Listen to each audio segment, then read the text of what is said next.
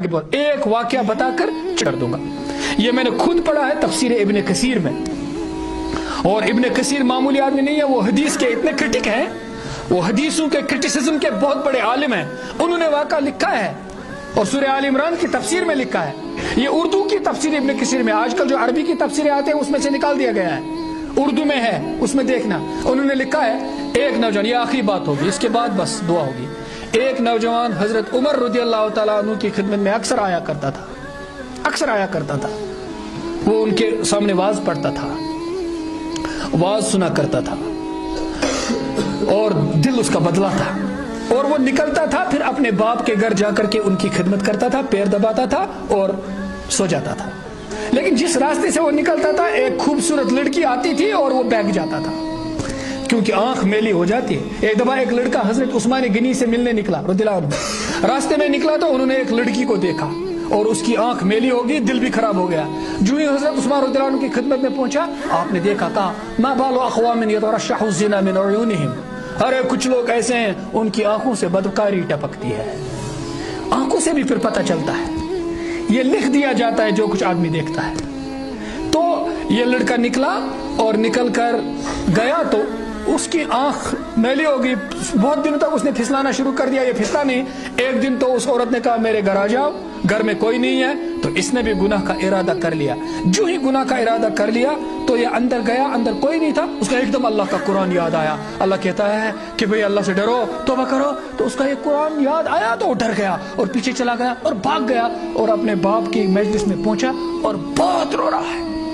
باپ نے کہا تم کیوں رو رہے ہو؟ کہا ابا اس طرح ہوا, میرے دل میں گناہ کا ارادہ بن گیا. کہا کیا تو نہیں؟ کہا کیا نہیں, لیکن میرے اوپر شیطان نے کیوں ایسا غلبہ کیا کہ مجھے وہ گناہ کا جذبہ پیدا ہو گیا.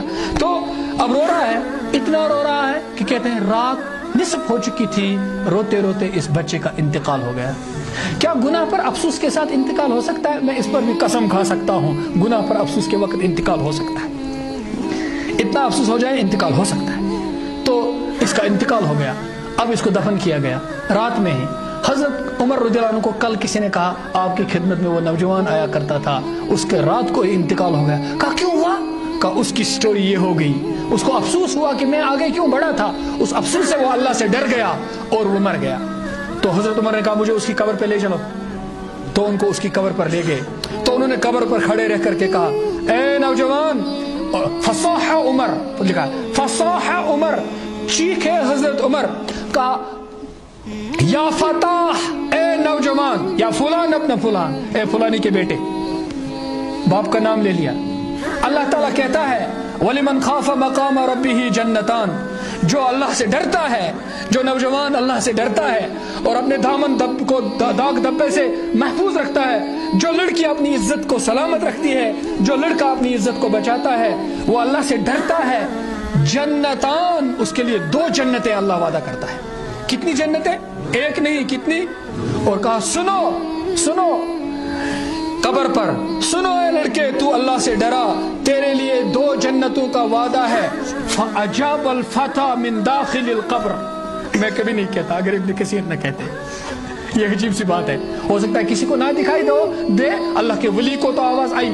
فَأَجَابَ الْفَتَى مِن دَاخِلِ الْقَبْرِ, اس جوان نے قبر کے اندر سے آواز دے دی, قد آتانیہا یا عمر ربی مرتین, اے امیر المومنین, میرے اللہ نے مجھے وہ 2 جنتیں دے دی. یہ ڈھکوسلے نہیں ہے, یہ خالی کھولے وعدے نہیں ہے جو مولوی صاحب یہاں سناتے ہیں.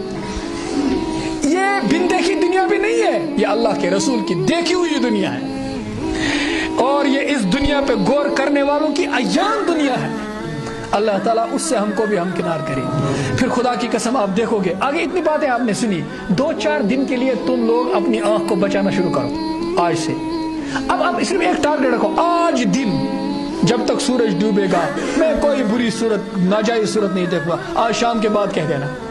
صرف اس کا ایک علاج ہوتا ہے, پہلے 1-1 گھنٹے کے لیے قسم کھاؤ, صرف 1 گھنٹے کی. 1 بج گئے مثلا, میں 2 بجے تک کسی پرائی عورت کو نہیں دیکھوں گا, بس 2 تک فی الحال پکا کر لو. 2 بج گئے نا, کرو. اب تو 1 سے 2 تک تو میں مرا, تو چلو میں 2:30 تک کرتا ہوں. अब इसको एक्सटेंड करते रहो करते रहो। एक ज़माना आएगा जब 40 दिन इस पर गुजर जाएंगे, सबसे पहले जो दुआ मांगना शुरू करोगे तो आपको लगेगा अरे मेरा अल्लाह भी सुन रहा है, भी सुन रहा है। मैं आपको कुछ निजी बातें बताता, लेकिन ये जचती नहीं, क्योंकि जब अपनी जिंदगी में इस्तिकामत नहीं है तो क्या बातें जच। कभी कुछ हल्की सी आई होगी कोई चीज तो अल्लाह ताला फिर ऐसा आपको दिखाएगा। अब आप वाज की बुनियाद पर खड़े नहीं रहेंगे, अपनी देखी हुई चीज पर पैरों पर खड़े रहेंगे। और लड़कियों में यह चीज ज्यादा है, जहां 60 वली पहुंच जाएंगे वहां एक औरत पहुंचती है, एक औरत। अल्लाह ताला हम सब की जिंदगी को संभाले।